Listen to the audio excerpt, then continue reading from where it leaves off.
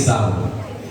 Que a graça e a paz do Senhor Jesus permaneçam com todos nós, amém? Que alegria estar aqui nessa manhã para participarmos juntos nesse Dia Mundial dos Jovens Adventistas. É interessante que a gente diz que todo mundo é jovem, né? Mas a igreja ela considera aí um público especial entre 16 a 30 anos. Mas se você for observar, o ministério de Jesus ele desenvolveu ainda quando jovem, né? A gente acredita ali que dos 30 aos 33, mais ou menos ali, Jesus desenvolveu seu ministério. E aí alguns dizem que no céu todos nós seremos o quê? Jovens, né? Então, por mais que agora a idade já não seja de tão jovem, mas no céu todos seremos jovens para a honra e glória do Senhor, amém? Nesta manhã, então, a gente celebra e se alegra com esse dia que em outros momentos não podemos assim celebrar tão bem, porque esses 2 últimos anos tivemos aí a questão da pandemia e não houve programações de tão grande repercussão.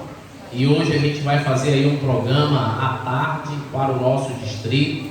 Está ocorrendo também um programa em Belém para todo o campo, e ali vai ter várias atrações, e foi convidado, né, diversas pessoas para estar também presente. E é interessante que ao falar sobre jovens e essa questão da inclusão, eu até coloquei hoje, né, para filmar, porque esse período agora, depois da pandemia, eu tenho um amigo que ele está fazendo mestrado nessa área de comunicação, e ele estava comentando que a sociedade ela avançou na tecnologia em cerca de 7 anos. Então, por exemplo, coisas que eram para mudar em meio à sociedade em 7 anos, devido à pandemia, avançou. Trabalhos que não existiam vieram a existir. O acesso à internet que as pessoas não tinham passaram a ter. A visibilidade aumentou. E a igreja precisa também começar a utilizar o quê? Esses tipos de canais para evangelizar. Por exemplo, eu tenho um amigo que ele sempre gostou de produzir vídeos curtos. E aí agora tem o TikTok. Vai lá e coloca esses vídeos curtos. Reels do Instagram, coloca vídeo curto. Vídeos maiores, sermões, coloca no YouTube. Então eu comecei a pensar o seguinte: eu prego 3 vezes na semana no mínimo. Faça as meditações para os recém-batizados. Eu vou começar então só subir isso para o YouTube. E aí abrir um canal para a gente começar a colocar o quê? Não é gastar tempo para produzir conteúdo. Eu vou colocar o que eu já prego e faço durante a semana, para que assim mais pessoas tenham acesso. E é interessante que o próprio YouTube ele dá ali acesso a você de como fica a estatística de procura. A maioria, claro, vem do próprio WhatsApp, porque a minha intenção continua os vídeos, principalmente para os recém-batizados. Então ali vê que o maior acesso vem pelo WhatsApp.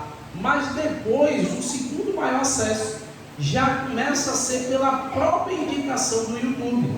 Então isso é legal, porque, por exemplo, alguém escreve um nome lá, jovem, como essa semana eu vou colocar esse sermão, Dia Mundial do Jovem.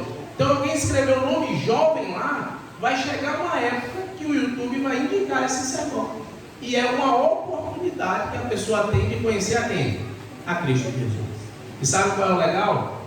Tem pessoas que gostam de assistir juvenil, gostam de assistir criança.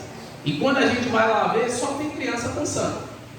Só tem criança fazendo besteira. Mas já pensou criança orando, pregando a palavra? Tem uma jovem da nossa igreja. Eu achei interessante um vídeo dela que ela mostra umas 15 bíblias diferentes que ela tem.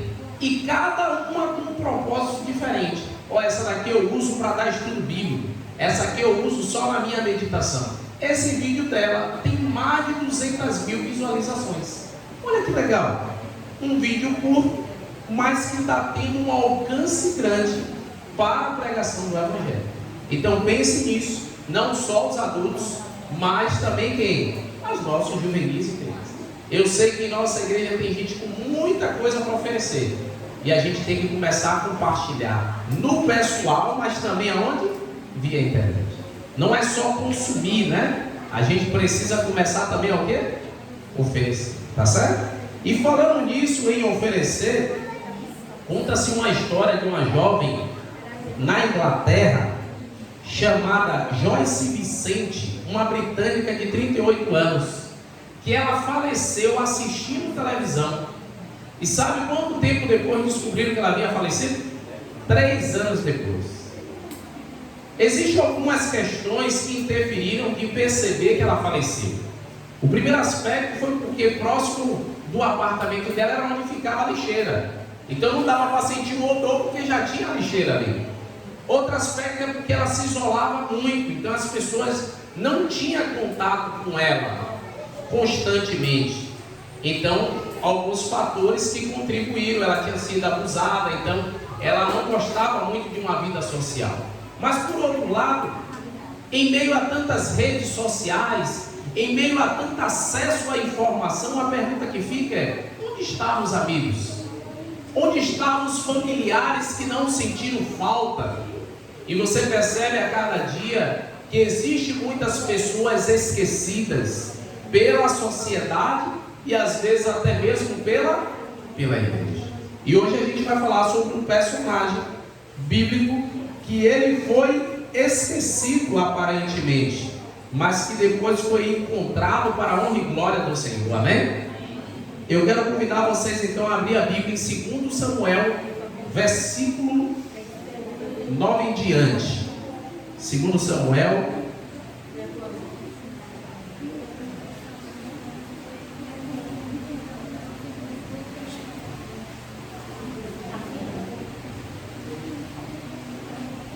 capítulo 9,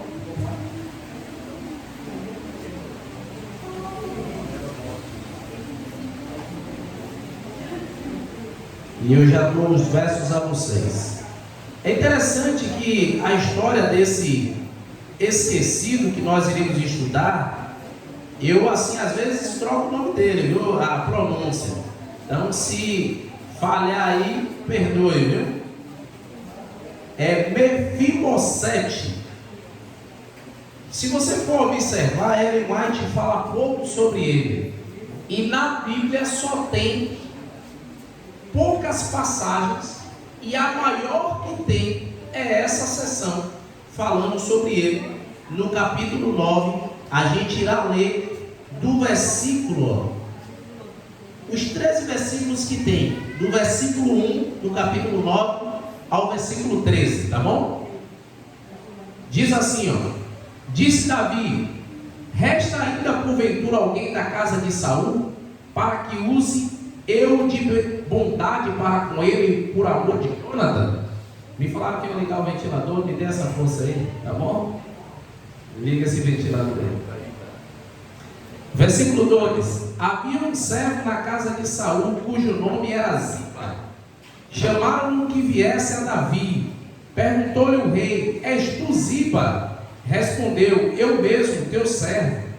Disse-lhe o rei: não há ainda alguém da casa de Saul para que use eu da bondade de Deus para com ele?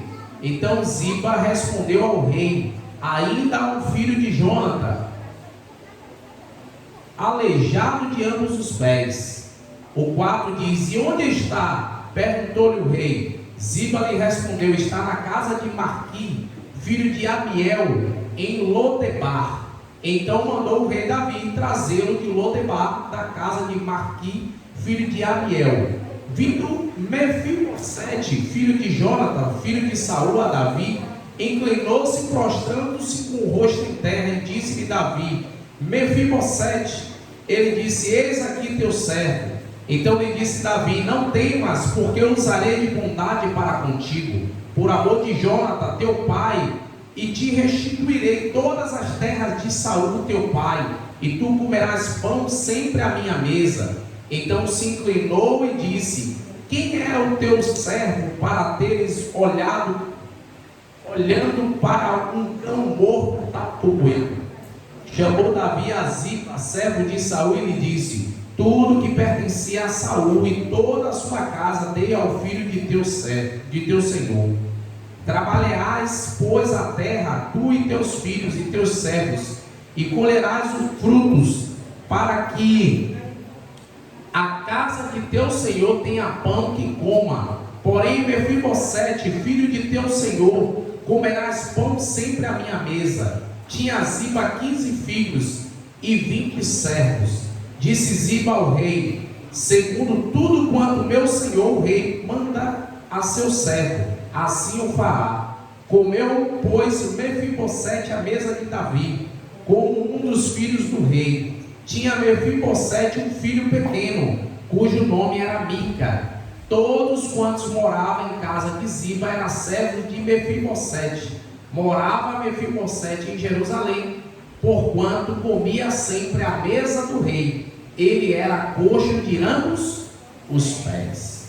Existem alguns detalhes aqui dessa história bem interessante, para que assim a gente estude e possa aplicar para os nossos dias. Vamos então para as nossas primeiras percepções. A pergunta de Davi revela algo sobre o caráter. Ele não guardava mágoa do seu passado. Você percebe que a história bíblica mostra que Saul perseguiu a Davi, mas Davi tinha uma relação boa com Jonathan, e principalmente por isso Davi queria usar de bondade. Mas você vê que até a sua pergunta não é alguém vivo da família de Jonathan, alguém vivo da família de Saul.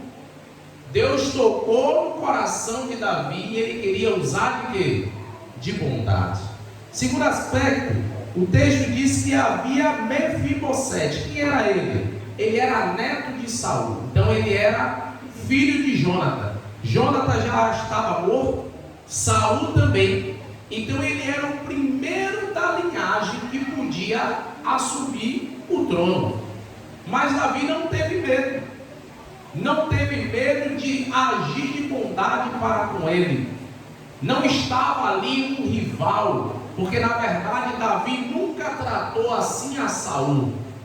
Davi até o tratava com respeito, porque Deus havia permitido Saul ser um rei, mas foi Saul que se desviou daquilo que Deus propunha para a sua vida. Mas Deus escolheu a quem? A Davi, como agora o sucessor. Mefibosete estava no esquecimento. Ele era membro de uma família real, com direito e tratamento diferenciado e honraria de todos. Ele era um príncipe, mas estava o quê? Esquecido, vivendo de favor. E ali foi lembrado apenas por um servo que já tinha contato com Davi. Quando Mefibosete tinha 5 anos, em uma fuga ele caiu, e com isso ele teve esse problema físico que já o acompanhava e trazia para ele uma baixa autoestima, porque você vê que é ele que se intitula como um cão morto, né? Olha como ele mesmo fala de si. Como é que você vai usar, Davi, de bondade para comigo que sou um cão morto?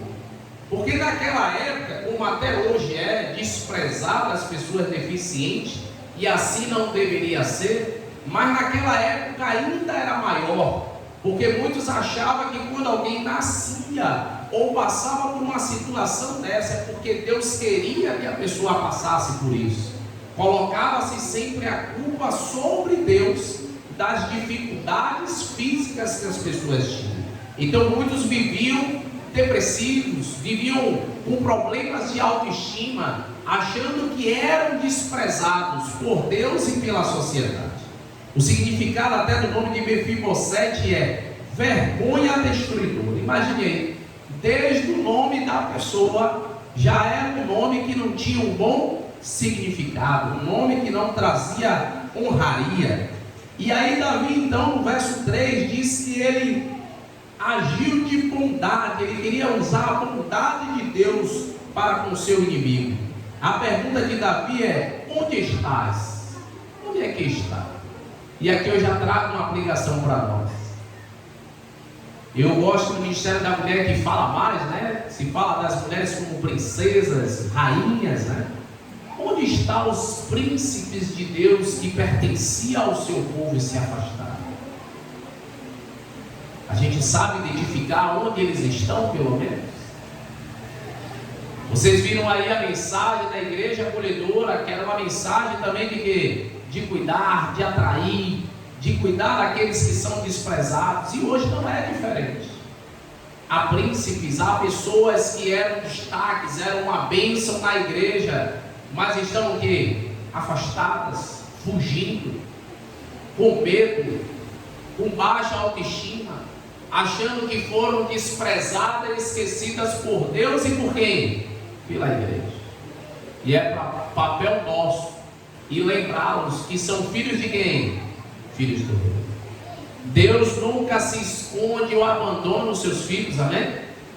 E a gente precisa demonstrar a essas pessoas que não é que a gente concorda com o pecado, mas a gente não despreza o pecador.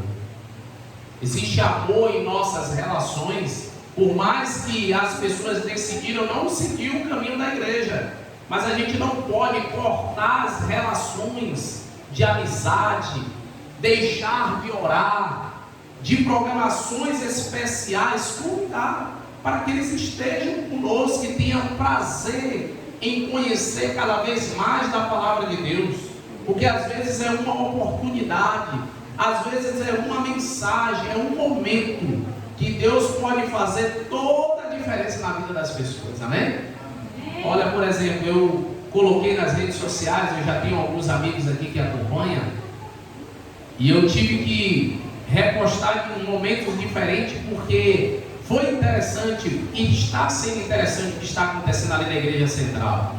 A gente batizou uma jovem, e aí eu fiz o apelo, alguns aceitaram, alguns já eram estudantes da Bíblia, e ali a gente visitou, tomaram a decisão, foram batizados, e no dia do batismo a gente fez um apelo e outros levantaram.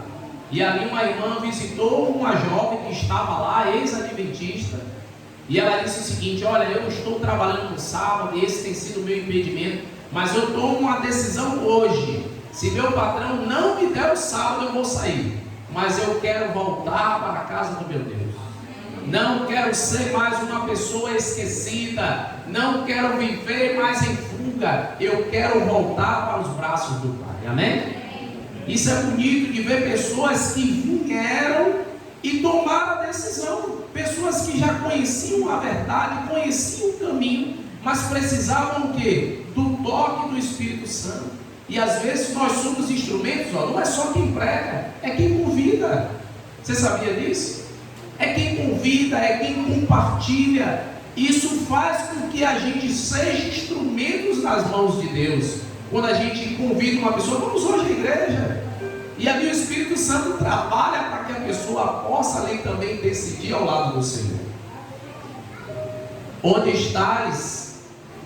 É uma resposta, é uma pergunta que a resposta é o tema dos jovens desse ano, né? Eu vou, né? Porque alguém tem que ir em busca, e o tema é o quê? Eu vou. Quem é que vai em busca desses que estão perdidos e afastados? Quem é que vai convidar e chamar, dizer: olha, você é filho do rei, você não está esquecido, o pai nunca se esquece dos seus filhos. O tema não é só palavras soltas, né? Eu vou, deve ser um chamado para cada um de nós, e a gente tem que dizer: eis-me o quê? Eis-me aqui, envia a quem? A mim. Esse deve ser a nossa vocação. Não interessa que Saul tenha sido cruel com ele, não interessa se na época o costume era exterminar a família inteira do seu inimigo. Sejamos sinceros, não é fácil mantermos a pose quando tudo está dando errado. Às vezes, quando eu falo em busca de pessoas que saíram, tem pessoas que saíram às vezes porque tiveram problemas com você, mas você já amadureceu, você já mudou em relação a isso. Olha, eu fiz uma visita essa semana, o pastor Paulo esteve aí no distrito, e a gente foi em outro distrito, e eu vi uma história que disse assim: meu Deus, que história triste, né? O irmão, a esposa, ela estava tendo tanto problema com pessoas na igreja, não estou dizendo que o problema era só as irmãs, né? Pode ser que o problema também era ela, que ele mesmo estimulou ela dizendo o seguinte: olha, para de ir, passa um tempo sem ir, E ela passou, ela saiu da igreja. E sabe o que é engraçado? É que ela voltou para a igreja que ela frequentava há anos atrás. Porque ela disse, lá pelo menos eu não tinha esse problema. Eu vim para cá porque disse que tinha a verdade, mas parece que aqui tem a verdade, mas não tem amor. E aí quando foi agora um grupo, ela disse assim, ó, eu cheguei na igreja novamente e parece que o grupo renovou. E quem ficou melhorou. Porque é isso mesmo. Às vezes a gente está em uma fase da vida que a gente vem à igreja, mas não é convertido. E ela disse assim, ó, agora com esse grupo eu quero voltar. Davi, ele agiu diferente com os seus inimigos, porque Davi era diferente. Aqui a gente encontra Davi em uma outra fase da vida. E a gente vive em fases. Só que o problema, amigos, é que a gente não pode ser uma montanha russa. Viver em fases assim, tem dias que eu estou bem, tem dias que eu estou péssimo. Não, a gente tem que viver em fases assim, hoje eu estou bem, amanhã eu tenho que estar o quê? Melhor. Eu preciso pedir a Deus que cada vez Ele me ajude a crescer em fé, a melhorar em minha vocação. É assim que precisa ser a minha vida. Mas para eu ir em busca de pessoas, irmãos, eu preciso saber isso. Olha, eu creio, quando disse que às vezes tem pessoas que não veio ainda porque não é o momento. Às vezes tem pessoas que se ela viesse nesse momento da igreja, ela podia sair para nunca mais voltar. Porque ela vai encontrar uma igreja que não está preparada para receber algumas pessoas. Que a pessoa vai ver situações que vai dizer assim, é isso aqui que é a igreja? A gente precisa, irmãos, pedir a Deus, ô Senhor, me ajude, eu tenho coisas que eu preciso melhorar. Eu não quero ser pedra de tropeço para ninguém, eu não quero atrapalhar a vida espiritual de ninguém. É assim que a gente tem que pensar. A gente tem defeitos? Tem. A gente tem coisas que precisam ser resolvidas? Tem, mas tudo no crivo do amor. É assim que deveria ser, não é assim que Deus repreende a nós, porque se Deus não agisse de misericórdia, quem é que sobrevivia? Esse autor da lição, eu li um livro dele, que é o livro da lição, né? Até fica a dica aí, toda a lição de escola sabatina, a casa publicadora agora sugere para que o autor faça um livro. E aí eu já li o livro, que aí eu pego a lição toda, né, de uma vez. E ele conta uma história lá de sua sobrinha, que ela teve um problema com a justiça, onde ela foi multada e ela discordou. E nos Estados Unidos você pode correr atrás para questionar essa multa. E ela foi questionar a multa, né? Porque essa multa ela tinha tomado. E aí no dia que era a audiência ela voltou. Aí foi remarcada a audiência, mas dificilmente quando você volta, você ganha de novo. E aí assim ela pediu, ô tio, você que é pastor, orem por mim. E aí ele orando pela sobrinha disse assim, olha, que a justiça seja feita. Aí a mulher interrompeu ele na oração e disse assim, que a misericórdia de Deus seja feita, porque se for a justiça ela vai ser condenada. Porque ela já estava errada, já voltou. Se for pela justiça, quem é que sobra, irmãos? Se Deus for agir com justiça sobre nós, quem é que sobrevive perante a justiça de Deus? Então a gente tem que clamar para que sobre nós venha o quê? As suas misericórdias. E a Bíblia diz que as misericórdias de Deus a causa de não sermos o quê? Consumidos. Então o que ocorreu na vida de Mefibosete, né? Mefibosete, foi unicamente as misericórdias de Deus. Anos se passou, vivendo de favor, achando que era desprezado, mas no momento certo Deus agiu. Qual é o tempo certo? A gente quer as coisas para quando, irmãos? Para ontem, né? A gente quer tudo com urgência. A gente quer ser reconhecido, a gente quer conseguir o melhor emprego, fazer isso, aquilo. Tudo no tempo de quem? De Deus. Agora a gente tem que pedir a Ele paciência. Ó, um dos frutos do Espírito é o quê? Eu tenho dificuldade. O Antônio, não sei se a expressão certa é essa, mas o oposto, né? Vou colocar assim, da paciência é o quê? Ansiedade. E a gente está falando muito sobre depressão e esquecendo do quê? Ansiedade. Se você for ler um pouco, ansiedade, ela está tão alta hoje, que tem gente que vai no hospital achando que está infartando, mas sabe o que é? Crise de ansiedade. Ah, eu vou morrer. E é o quê? Ansiedade. E a ansiedade, muitas das vezes, é pela falta de quê? Paciência.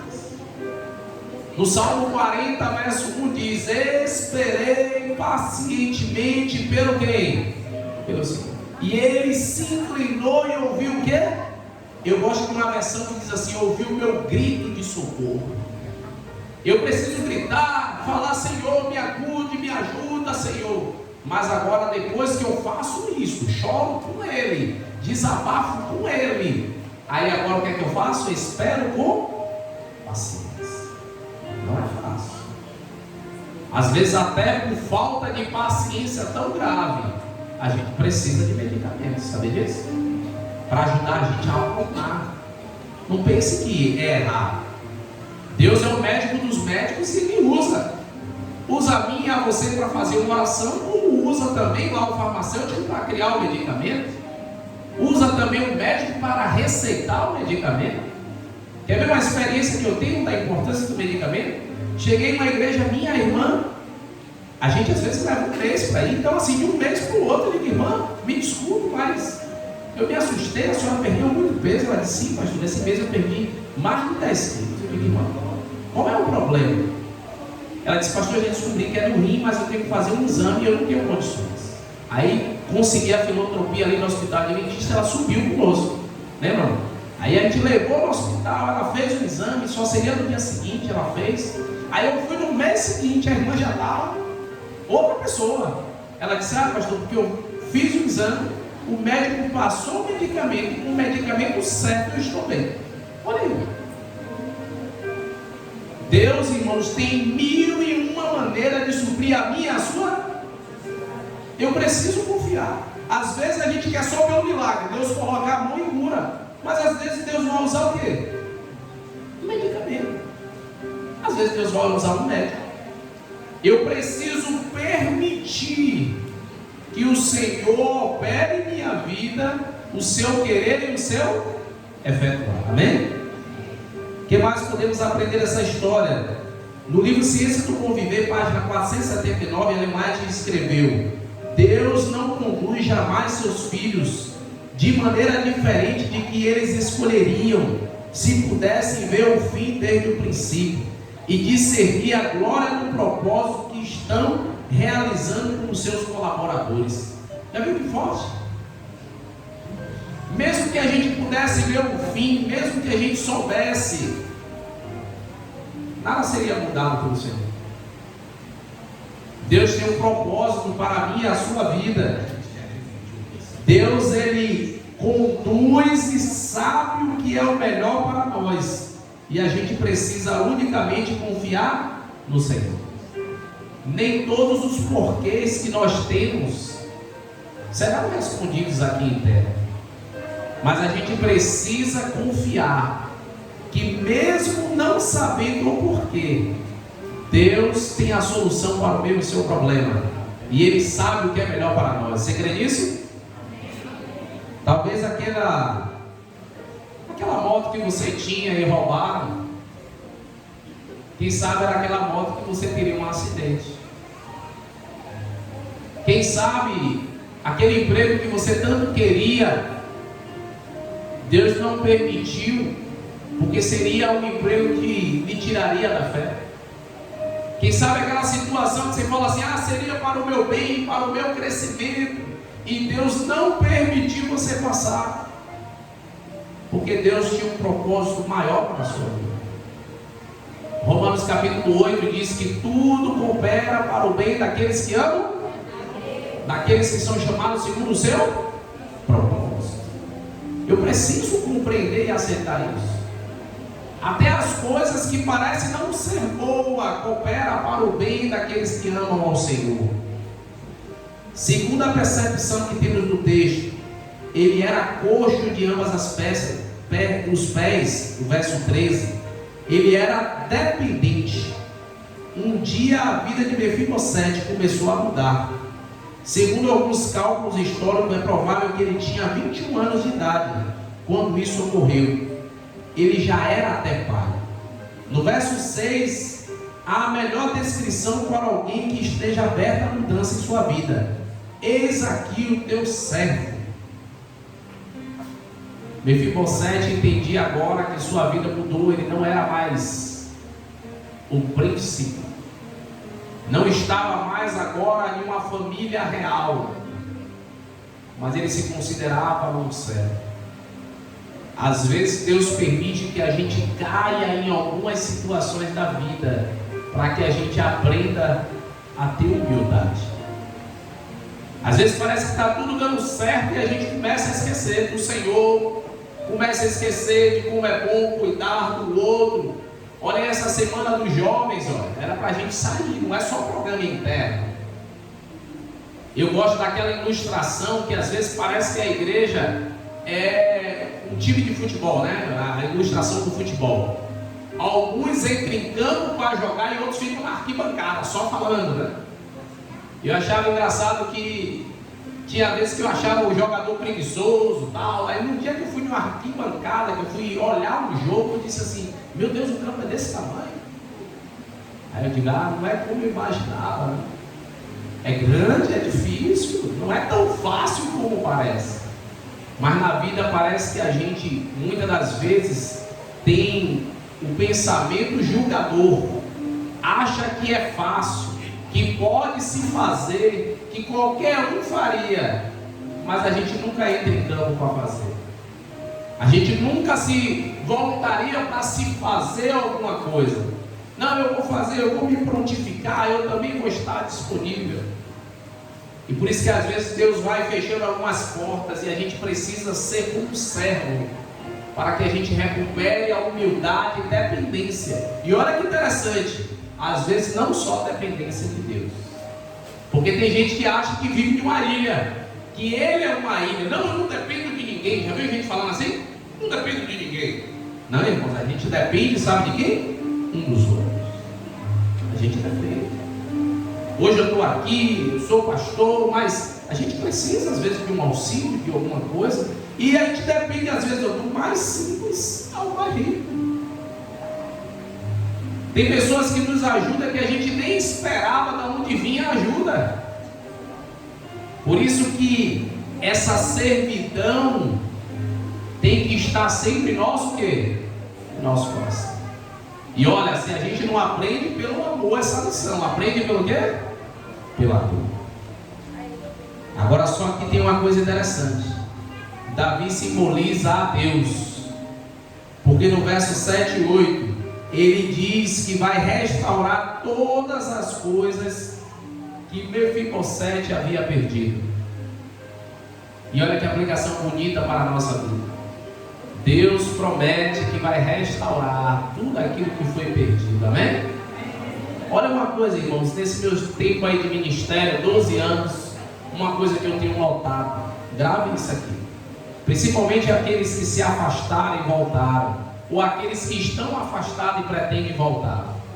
Parece que quando a gente se afasta, aqueles projetos que a gente tinha na fé, de crescimento, de avançar, ele para ali. E quando a gente volta, Deus permite dar continuidade. Tem pessoas que estavam avançando como um bom líder de jovem, tem pessoas que estavam avançando como um bom ancião, aí para. O interessante é que quando volta, Deus pega dali e dá continuidade. Quantas coisas poderia ter avançado se você permanecesse. Então por isso que Deus promete restaurar famílias que foram quebradas, restaurar emoções, sentimentos que foram quebrados quando a gente abandonou, quando foi retirado pelo próprio inimigo, porque tem gente que acaba às vezes abandonando pela cilada do inimigo, cai no laço do passarinheiro, mas Deus permite e promete restaurar a minha e a sua vida. Você crê nisso? E a gente precisa então se apegar às mãos do Senhor.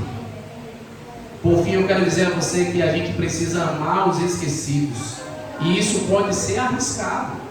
Como naturalmente havia muita disputa entre as tribos e famílias pelo trono, era costume entre as nações exterminar toda impossível descendência de um rei que tivesse sido destronado ou morto. Davi fez diferente. Além de ele restituir as terras, ele disse: ó, Mefibosete, você não precisa ir para as terras, você vai comer a minha mesa. E o texto diz que Mefibosete continuou morando em Jerusalém, porque comia na mesa do rei. Os seus servos trabalhavam lá no campo, cuidavam, que até o texto diz que era uma margem de 30 pessoas, mas cresceu isso.